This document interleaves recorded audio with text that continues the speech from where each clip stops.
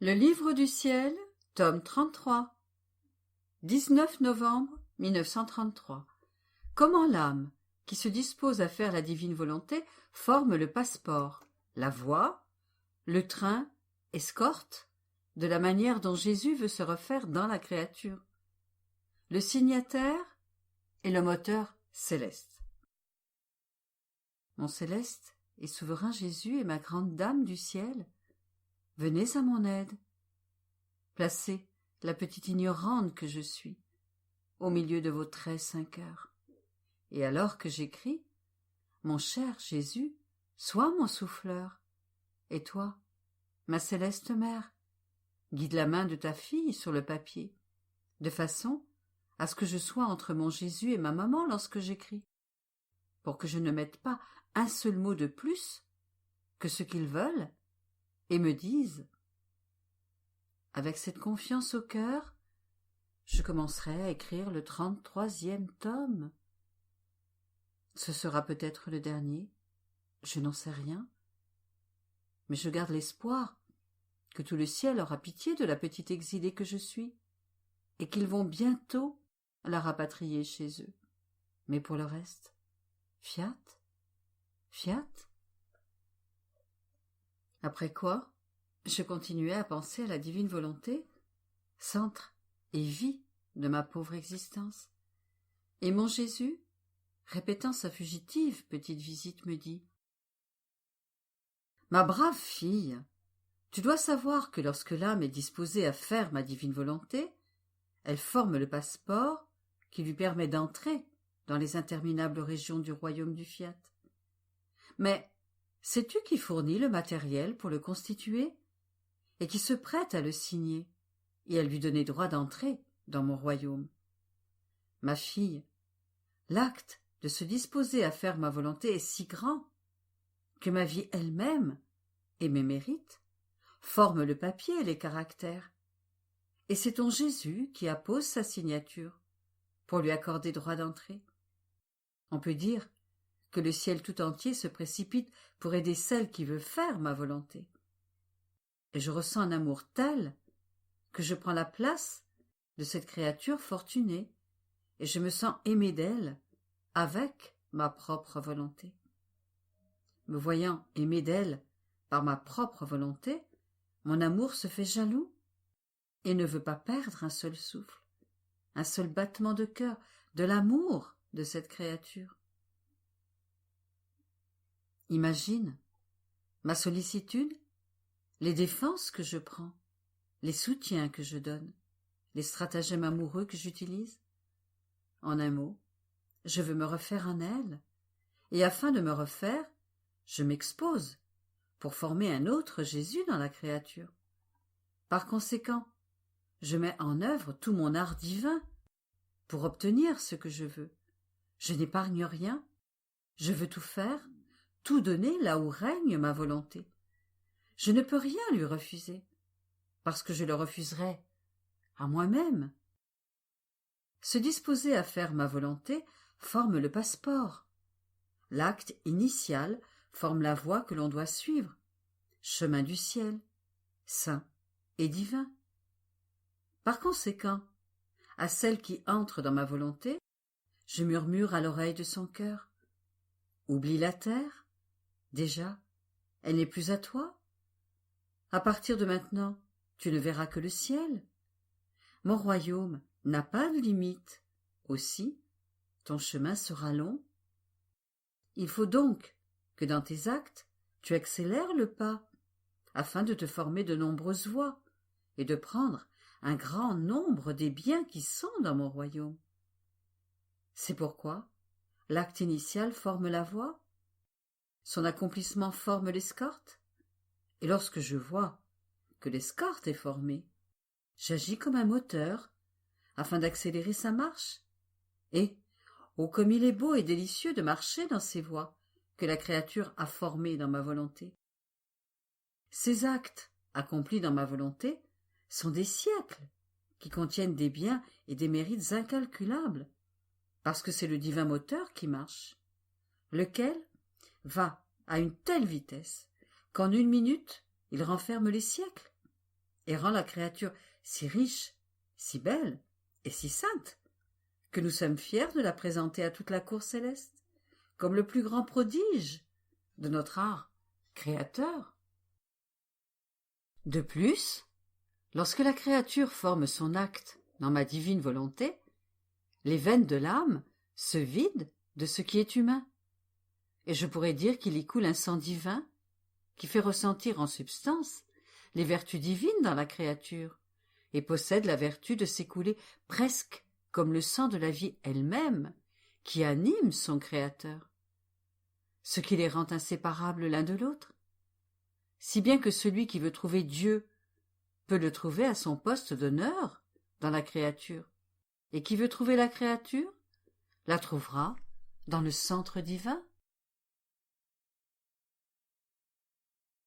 26 novembre 1933. Comment les œuvres de Dieu dressent la table pour la créature, et vivant dans son divin vouloir, elle agit en reine dans les mers de l'être suprême.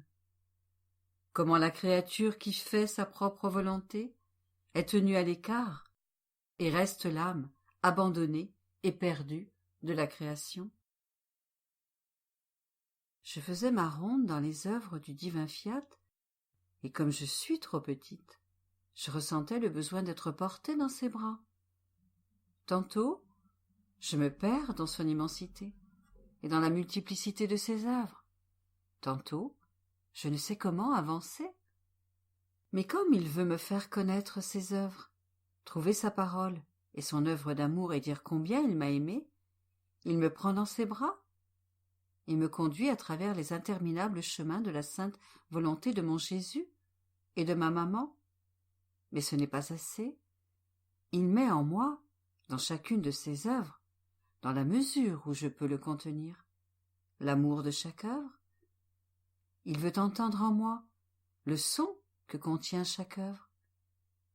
Je suis également une de ses œuvres, un acte de sa volonté, et ayant tout fait pour mon amour, il veut que je mette en moi tous les sons et toutes les notes d'amour que ses œuvres contiennent. C'est pourquoi, alors que je tournais dans ses œuvres, mon bien-aimé Jésus me surprit et me dit « Ma fille bien-aimée, tu ne peux comprendre le plaisir que je prends à te voir tourner dans les œuvres que nous avons créées. Elles sont imprégnées d'amour, et lorsque tu tournes en elles, elles débordent d'amour, et te donnent l'amour dont elles sont remplies. Et c'est une des raisons pour lesquelles je veux que tu tournes dans nos œuvres. Elles préparent la table de notre amour pour les créatures, et elles se sentent honorées d'avoir une de leurs petites sœurs parmi elles, qui se nourrit, et qui forme en elles autant de notes d'amour de leur Créateur que d'œuvres qui furent créées. Mais ce n'est pas tout. Ma divine volonté ne se contente pas de la faire tourner dans nos œuvres, et après lui avoir fait connaître tant d'œuvres de la création, et l'avoir remplie d'amour à ras-bord, elle la porte dans ses bras, jusque dans le sein de l'être suprême, qui la jette comme un petit galet dans les mers interminables de ses attributs. Et qu'est-ce que fait la petite fille de notre vouloir? Comme un petit galet jeté dans la mer, elle fait onduler toutes les eaux de la mer et agite ainsi la mer entière de notre être divin. Et en nageant en lui, elle s'inonde d'amour, de lumière, de sainteté, de sagesse, de bonté, etc. Et, oh comme il est beau de la voir, et de l'entendre dire alors qu'elle se sent submergée. Tout ton amour m'appartient, et je le mets en acte pour te prier de faire que le royaume de ta volonté vienne sur la terre. Ta sainteté, ta lumière, ta bonté, ta miséricorde sont à moi. Ce n'est plus ma petitesse qui te prie, mais ce sont tes mères de puissance et de bonté qui te prient, qui te pressent, qui t'assaillent, et veulent que ta volonté règne sur la terre. De sorte que l'on voit la petitesse de la créature agir en reine dans notre être divin, réunir notre immensité et notre puissance, et elle nous fait demander à nous-mêmes ce qu'elle veut et ce que nous voulons. Elle comprend bien qu'il n'y a pas d'autre bien que notre seule volonté, et pour les obtenir, elle les fait demander par les infinités de nos divines qualités, comme si elles lui appartenaient, ce qui lui donne un charme et une beauté qui nous ravissent, nous rendent faibles et nous font faire ce qu'elle veut et ce que nous voulons. Elle devient notre écho et ne sait rien nous dire ni nous demander, si ce n'est que notre volonté envahisse toute chose et puisse former une seule volonté, une, avec toutes les créatures. Ainsi, lorsque la créature a compris ce que signifie la divine volonté, et qu'elle sent sa vie couler en elle, elle ne ressent plus le besoin de quoi que ce soit d'autre, parce qu'en possédant mon vouloir, elle possède tous les biens possibles et imaginables. Il ne lui reste plus que le désir ardent que ma volonté embrasse et se constitue la vie de toute chose. Et cela, parce qu'elle voit que c'est ce que veut ma volonté, et sa petitesse le veut ainsi. Après quoi, je continuai à penser à la divine volonté et au grand mal de la volonté humaine. Et mon bien-aimé Jésus ajouta, en soupirant, « Ma fille, la créature qui fait sa propre volonté se met à part et travaille seule. Il n'y a personne pour l'aider, personne pour lui donner force et lumière, afin de faire le mieux possible ce qu'elle fait. Tout le monde la laisse à elle-même, isolée, sans défense. On peut l'appeler l'abandonnée, l'âme perdue dans la création, qui souffre parce qu'elle veut faire sa propre volonté. Elle ressent le poids de la solitude dans laquelle elle s'est placée et l'absence de toute aide. Et, ô combien je souffre de voir tant de créatures se séparer de moi. Afin de leur faire sentir ce que signifie agir sans ma volonté, je me tiens aussi loin que possible, leur faisant ressentir tout le poids de la volonté humaine, qui ne leur laisse pas de repos et devient leur plus cruel tyran. C'est tout le contraire pour la créature qui fait ma volonté. Tous sont alors avec elle, le ciel, les saints, les anges, car pour l'honneur et le respect de ma divine volonté, chacun est obligé d'aider cette créature et de la soutenir dans les actes où entre ma volonté, qui se met elle-même en communication avec tous et leur commande de l'aider, de la défendre et d'en faire le cortège de leur compagnie. La grâce et une lumière chatoyante sourit déjà dans son âme, et ma volonté lui administre ce qu'il y a de mieux et de plus beau dans son acte. Je suis moi-même à l'œuvre dans la créature qui fait ma volonté, que je fais couler dans ses actes pour en avoir l'honneur, l'amour et la gloire de mes actes pour la créature qui a opéré dans ma volonté. C'est pourquoi elle ressent cette connexion avec tous, la force, le soutien, la compagnie et la défense de tous. C'est pourquoi celle qui fait ma volonté et vit en elle peut être appelée la retrouvée de la création, la fille, la sœur, l'amie de tous.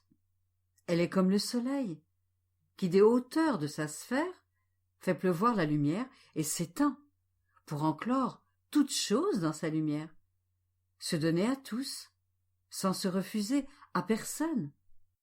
Et telle une sœur fidèle, sa lumière embrasse toute chose et donne en gage de son amour envers toutes les choses créées ses effets bénéfiques, en se constituant elle-même vie de l'effet qu'elle donne. En certaines, elle forme la vie de douceur, en d'autres choses créées, la vie de parfum, en d'autres, la vie de couleur, etc. Ainsi, ma volonté, des hauteurs de son trône, fait pleuvoir sa lumière, et là où elle trouve la créature qui veut la recevoir pour la laisser dominer, elle l'entoure, l'embrasse, la réchauffe, la façonne pour lui faire atteindre sa maturité, et c'est comme si son admirable vie devenait la vie de la créature, et tous sont alors avec elle, puisque tout vient de mon adorable volonté. 10 décembre 1933. La première parole qu'Adam a prononcée et qui fut la première leçon que Dieu lui donna. La divine volonté à l'œuvre dans l'homme. Je suis toujours la petite ignorante de l'être suprême. Et lorsque la divine volonté me plonge dans ses mers, je peux à peine lire les voyelles. Et je suis si petite que je peux à peine avaler quelques gouttes de tout ce que possède le Créateur. C'est pourquoi, en tournant dans les œuvres du divin Fiat, je restais en Éden, où je voyais la création de l'homme, et je me disais, quelle a pu être la première parole qu'Adam a prononcée lorsque Dieu l'a créé? Et mon très grand bien Jésus me rendit une brève visite, et toute bonté, comme si lui-même voulait me le dire. Il m'expliqua. Ma fille, j'ai moi aussi le désir de te dire quel fut le premier mot prononcé par les lèvres de la première créature créée par nous. Tu dois savoir que dès qu'Adam ressentit la vie, le mouvement et la raison, il vit son Dieu devant lui, et il comprit que c'est lui qui l'avait formé. Il ressentait en lui-même, dans toute leur fraîcheur et avec reconnaissance, les impressions, le toucher de ses mains créatrices. Et dans un élan d'amour, il prononça ses premières paroles.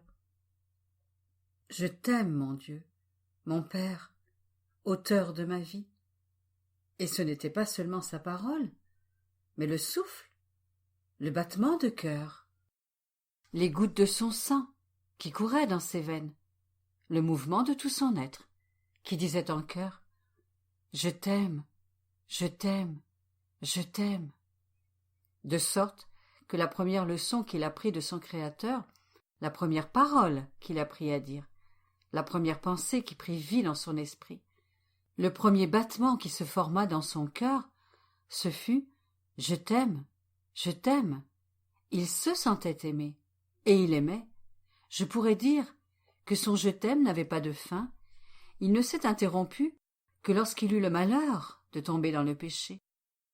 Notre divinité était touchée d'entendre « Je t'aime, je t'aime » des lèvres de l'homme, car c'étaient les paroles que nous avions créées dans l'organe de sa voix qui nous disait « Je t'aime ». Et c'était notre amour que nous avions créé dans la créature, qui nous disait « Je t'aime ». Comment ne pas être touché? Comment ne pas le payer en retour d'un amour plus grand, plus fort, digne de notre magnificence, en l'entendant dire « Je t'aime ». Ainsi, nous lui répétions « Je t'aime », mais dans notre « Je t'aime », nous faisons couler la vie et l'œuvre de notre divine volonté, de sorte que nous placions dans l'homme, comme dans un de nos temples, notre volonté qui se trouvait ainsi enfermée dans le cercle humain, tout en restant en nous, afin que l'homme puisse accomplir de grandes choses et que notre volonté soit la pensée, la parole, le battement de cœur, le pas et l'œuvre de l'homme. Notre amour ne pouvait rien donner de plus saint, de plus beau, de plus puissant que notre volonté, opérant dans l'homme, et qui seul pouvait former la vie du Créateur dans la créature. Et, ô combien il nous était agréable de voir notre volonté occuper son poste d'actrice, et la volonté humaine, éblouie par sa lumière, jouir de son paradis, et lui donner pleine liberté de faire ce qu'elle voulait, lui accordant la suprématie en toutes choses, et le poste d'honneur qui convient à un vouloir si saint. Tu vois par conséquent que le commencement de la vie d'Adam fut un acte rempli d'amour envers Dieu, de tout son être. Sublime leçon que ce commencement de l'amour, qui devait courir dans toute l'œuvre de la créature. La première leçon qu'elle reçut de notre être suprême, dans l'échange de son « je t'aime », a été que s'il aimait répondre tendrement à son « je t'aime », il lui donnait en même temps la première leçon de notre divine volonté, qui lui communiquait sa vie et lui infusait la science de ce que signifie notre divin fiat. Et à chaque « je t'aime », notre amour préparait des leçons toujours plus belles de notre vouloir. Il en était ravi, et nous faisions nos délices de converser avec lui. Nous faisions couler sur lui des rivières d'amour et de joies éternelles, de sorte que la vie humaine devenait enclose par nous dans l'amour et dans notre volonté. Par conséquent, ma fille, il n'est pas pour nous de plus grande souffrance que de voir notre amour ainsi brisé dans la créature, et notre volonté entravée, étouffée, sans vie, et sujette à la volonté humaine. Aussi, sois attentive, et commence toute chose dans l'amour et dans ma divine volonté. 18 décembre 1933. Comment la créature a été formée par Dieu ab eterno et aimée d'un amour éternel. Comment la volonté humaine est l'œuvre déréglée parmi les œuvres de son Créateur.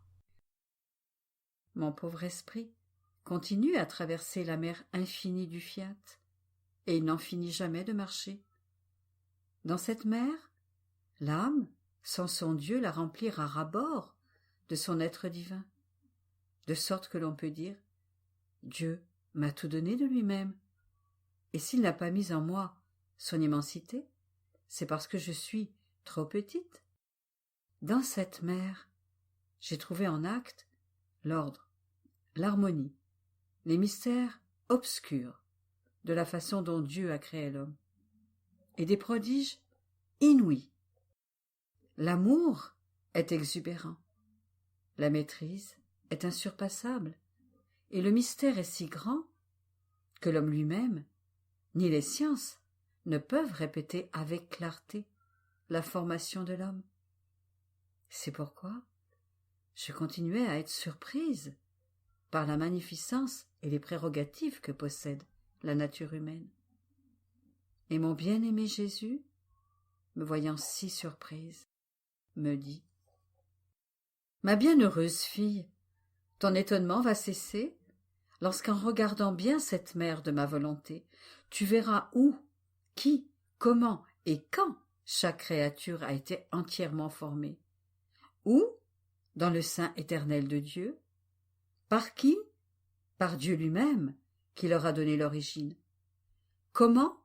L'être suprême lui-même a formé la série de ses pensées, le nombre de ses paroles, l'ordre de ses œuvres, le mouvement de ses pas et les palpitations de son cœur. Dieu a donné cette beauté, cet ordre et cette harmonie afin de pouvoir se retrouver lui-même dans la créature, avec une plénitude telle qu'elle ne trouverait pas de place où mettre quelque chose d'elle-même qui n'aurait pas été placé là par Dieu. Nous étions ravis en la regardant, de voir que dans le petit cercle humain, notre puissance avait enclos notre œuvre divine, et dans notre excès d'amour, nous lui avons dit « Comme tu es belle, tu es notre œuvre, tu seras notre gloire, le sommet de notre amour, le reflet de notre sagesse, l'écho de notre puissance, le porteur de notre amour éternel. » Et nous aimions la créature d'un amour éternel, sans commencement ni fin. Et quand cette créature a-t-elle été formée en nous? Ab eterno. Par conséquent, si elle n'existait pas dans le temps, elle a toujours existé dans l'éternité. Elle avait en nous son poste, sa vie palpitante, l'amour de son Créateur, de sorte que la créature a toujours été pour nous notre idéal, le petit espace où développer notre œuvre créatrice, le petit sommet de notre vie, l'exutoire de notre amour éternel. C'est pourquoi il y a tant de choses que les humains ne comprennent pas. Ils ne peuvent pas les expliquer, parce que c'est l'œuvre de la divine incompréhensibilité. Ce sont nos obscurs mystères célestes, nos fibres divines, dont nous seuls connaissons les mystérieux secrets, les clés que nous devons toucher lorsque nous voulons faire des choses nouvelles et inhabituelles dans les créatures. Et comme elles ne connaissent pas nos secrets, elles ne peuvent pas comprendre non plus les voies compréhensibles que nous avons placées dans la nature humaine. Elles arrivent à en juger à leur manière, mais elles ne peuvent pas trouver la raison de ce que nous faisons dans la créature qui est obligée de s'incliner devant ce qu'elle ne comprend pas. La créature, qui n'a pas notre volonté, met en désordre tous nos actes, ordonnés ab aeterno dans la créature. Par conséquent, elle se défigure elle-même et crée le vide de nos actes divins, formés et ordonnés par nous dans la créature humaine. Nous nous aimions en elle, dans la série de nos actes formés par pur amour et placés dans le temps. Nous voulions que la créature participe à ce que nous avions fait. Mais pour cela, la créature avait besoin de notre volonté qui lui donnait la vertu divine de faire dans le temps ce qui avait été fait par nous, et sans elle, dans l'éternité. Il n'est pas étonnant que si l'être divin avait formé la créature dans l'éternité, ce même divin vouloir le confirmait et le répétait dans le temps, c'est-à-dire qu'il continuait son œuvre créatrice dans la créature. Mais sans ma divine volonté, comment la créature peut-elle s'élever, se conformer, s'unir, ressembler à ces actes que nous avions, avec tant d'amour, formés et ordonnés en elle? C'est pourquoi la volonté humaine ne fait que déranger nos plus belles œuvres, briser notre amour, sortir nos œuvres, mais qui demeurent en nous parce que nous ne perdons rien de ce que nous avons fait. Tout le mal demeure avec la pauvre créature, et parce qu'elle ressent l'abîme du vide divin, ses œuvres sont sans force et sans lumière, ses pas sont hésitants, son esprit confus, de sorte que sans ma volonté, la créature est comme une nourriture sans substance, un être paralysé, un sol sans culture, un arbre sans fruit, une fleur qui dégage une mauvaise odeur. Oh, si notre divinité pouvait être sujette aux larmes, nous regretterions amèrement celle qui ne se laisse pas dominer par notre volonté. 2 janvier 1934. Quand l'âme fait la divine volonté, Dieu peut librement faire en elle ce qu'il veut, opérer de grandes choses, parce qu'il trouve la capacité et l'espace pour ce qu'il veut donner aux créatures. Bien qu'elle nage dans la mer de la divine volonté, ma petite âme est transpercée par les clous de la privation de mon doux Jésus. Quelle terrible souffrance, quelle torture dans ma douloureuse existence. Oh, comme je voudrais pouvoir verser des torrents de larmes.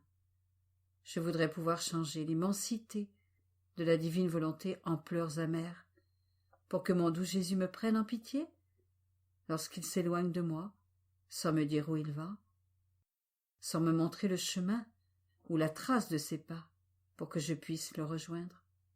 Mon Dieu, mon Jésus, comment peux-tu ne pas être pris de compassion envers cette petite exilée, dont le cœur est brisé à cause de toi? Mais alors que sa privation me faisait délirer, je pensais à la divine volonté, et j'avais peur que son empire, sa vie, puisse ne plus être en moi, et que mon éternel amour Jésus me quitte, se cache et ne s'occupe plus de moi. Je lui demandais de me pardonner, et mon bien-aimé Jésus, toute bonté, pris de compassion, en voyant que je ne pouvais pas endurer cela plus longtemps, est revenu quelques instants pour me dire avec amour: Ma petite fille de ma volonté, on voit que tu es petite, et il suffit que je m'arrête un peu pour que tu te perdes. Tu as peur, tu doutes, tu es opprimée, mais sais-tu où tu te perds? Dans ma volonté. Et comme je te vois dans ma volonté, je ne me hâte pas de venir, parce que je sais que tu es en sécurité. Tu dois savoir que lorsque l'âme fait ma divine volonté, je peux librement faire dans cette âme tout ce que je veux, opérer les plus grandes choses. Mon vouloir la vide de toutes choses, et forme pour moi l'espace où je peux placer la sainteté de mon acte infini. Et l'âme se met à notre disposition. Notre volonté l'a préparée et rendue capable de recevoir la vertu opérante de notre être suprême.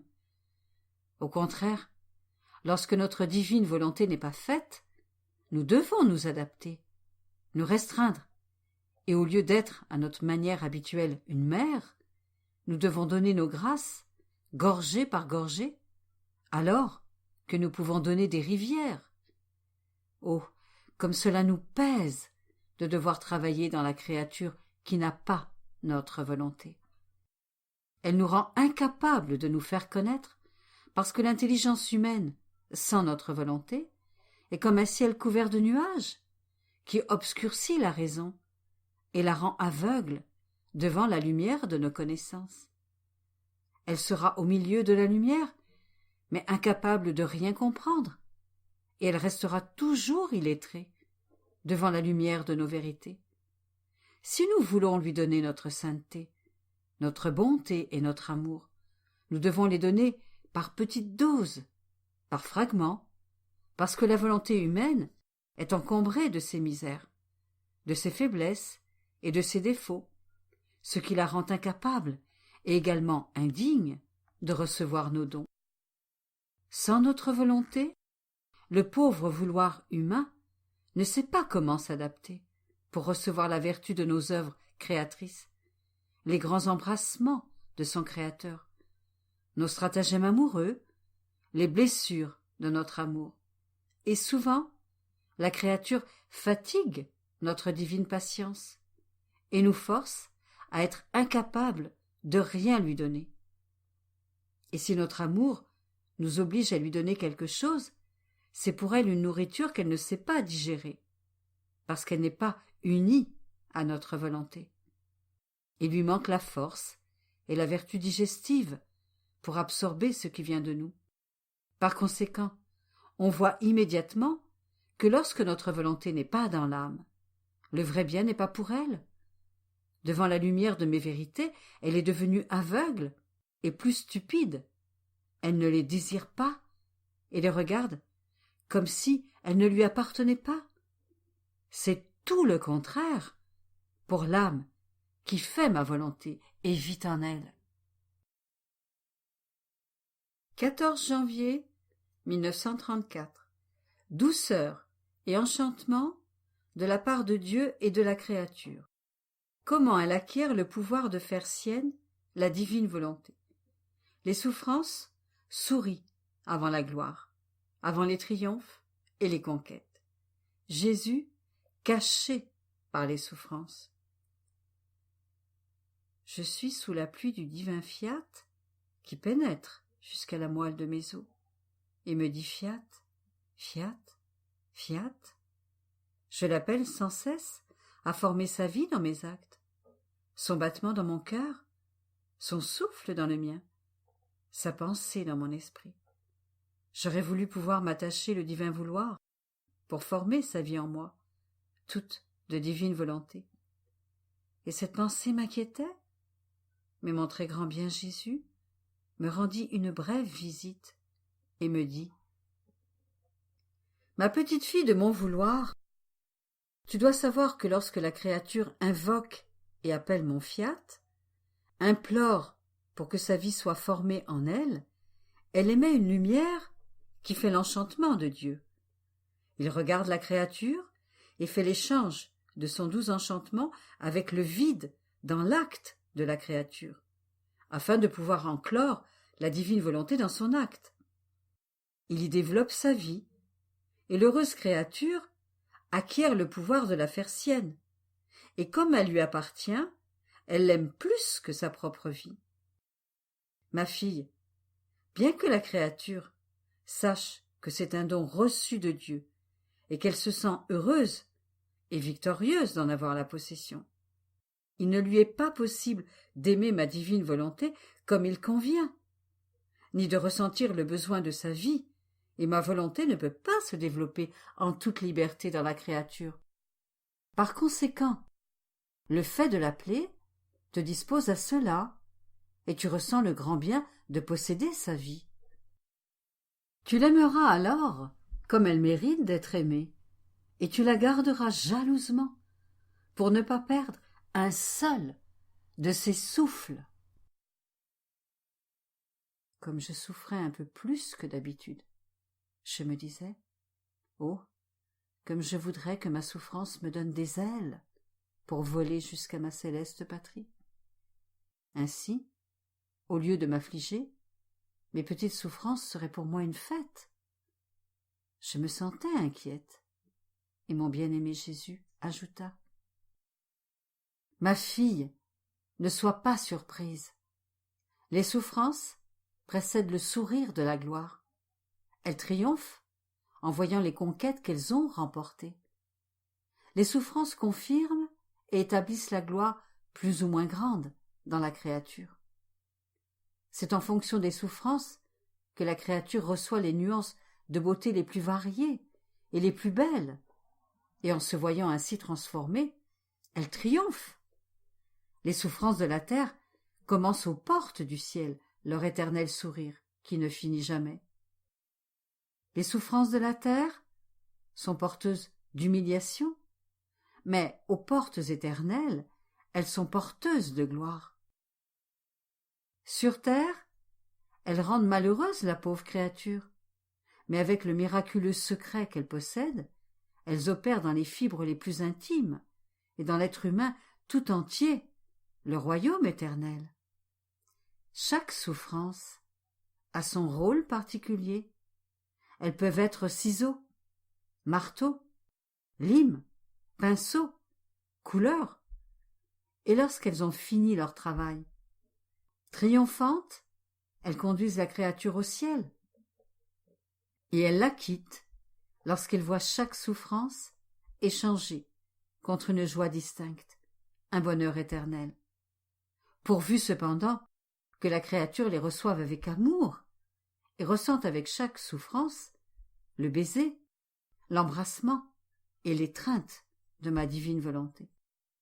C'est alors que les souffrances possèdent leur miraculeuse vertu. Autrement, c'est comme si elles n'avaient pas les outils appropriés pour accomplir leur œuvre. Mais veux-tu savoir qui est la souffrance? Je suis la souffrance, et je me cache en elle, afin de former les œuvres profondes de ma céleste patrie. Et je rends en échange, et avec usure, pour le bref séjour que les créatures m'ont accordé sur la terre. Je suis emprisonnée dans la pauvre prison de la créature, afin de continuer ma vie de souffrance sur la terre. Il est donc juste que ma vie reçoive ses joies, ses bonheurs, son échange de gloire dans la région céleste. Par conséquent, cesse d'être surprise si ce sont tes souffrances qui sourient avant les victoires, avant les triomphes et les conquêtes.